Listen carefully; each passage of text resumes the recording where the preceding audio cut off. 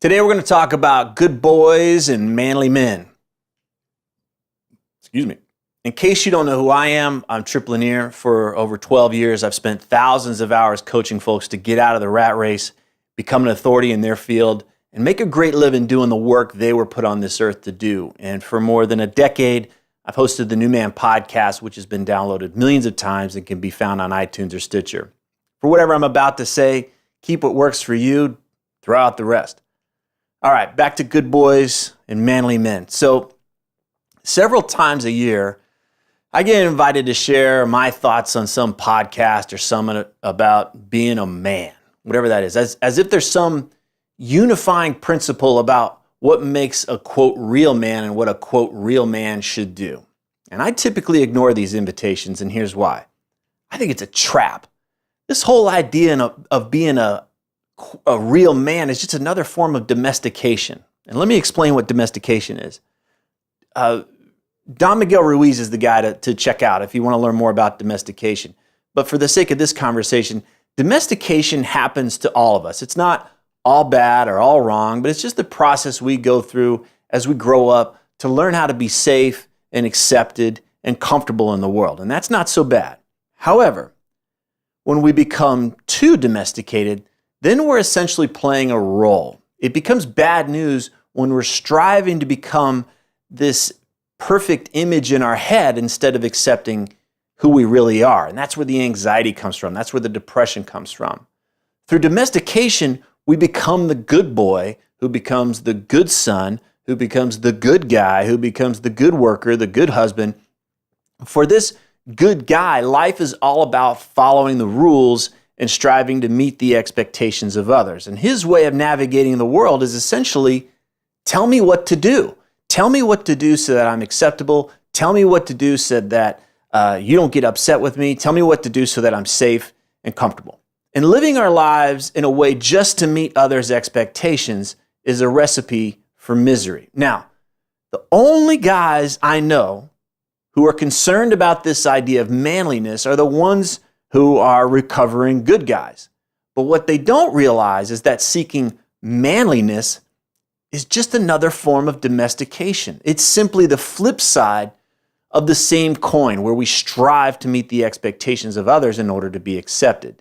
And that's what makes it a trap. So let's come back to our good guy. He's now frustrated and exhausted from spending his life so far doing what he's been told in order to meet the expectations of others. He's tired of giving his balls and his power to his mother or his wife or his boss or whoever. He feels shame about being neutered. So in a flash of genius, he decides that being manly is the answer. He says, well, if I was a real man, then I wouldn't have to deal with this crap anymore. So gets on the internet, starts looking up, okay, how do I be manly? And whoa, there's a lot of information out there because folks are lining up to express their expectations and ideas for what a man should be, a real man. And they say, okay, do this, do that, don't do this, don't do that, and then you'll be a real man. And our good boy says, great, I'm good at following the rules. I've spent my entire life practicing how to meet other people's expectations. I can do this. But what our good guy doesn't realize is that he's still striving to meet someone's expectations. He's just shifted what those expectations are. He's still playing someone else's game. He's not playing his own game. So what's the opportunity here? If we don't want to get stuck playing either side of this coin where we're striving to meet the expectations of others, then we've got to learn how to transcend that dynamic altogether. We've got to learn how to play our own game. And my belief is that the deep work, the true work, involves letting go of this tell me what to do impulse and learn to cultivate a connection to ourselves. Instead of looking outside of ourselves, instead of looking to others or to some external authority to determine what we should do and how we should act, we slow down and we practice asking ourselves several times a day, many times a day, in this moment, what am I wanting? In this moment, what would have me feel more free or more alive or more peaceful or more loved? And when we learn to live and we learn to act from what I call our inner authority, we may find that we don't match up with someone else's expectations for what a good guy or a real man should be. On an essential level, we may find that we're not manly according to someone else's criteria. We'll experience the tension that arises when we choose to align our lives with what truly matters instead of striving to keep the peace. That can be scary as hell. Contorting who we are to be the good guy or the manly guy, that's just a shell, it's a defense, so that we don't have to experience that tension or fear. And that's why it takes real guts and real balls to own who we are and walk that in the world. But we do have a choice. We don't have to play the roles. We don't have to play someone else's game.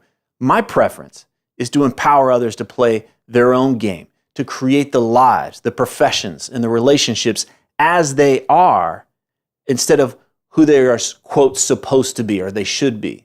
That's why I do this work. That's why I coach. Here's to you, playing your own game, and here's to all of us living with greater freedom, aliveness, peace, and love. Thanks so much for watching.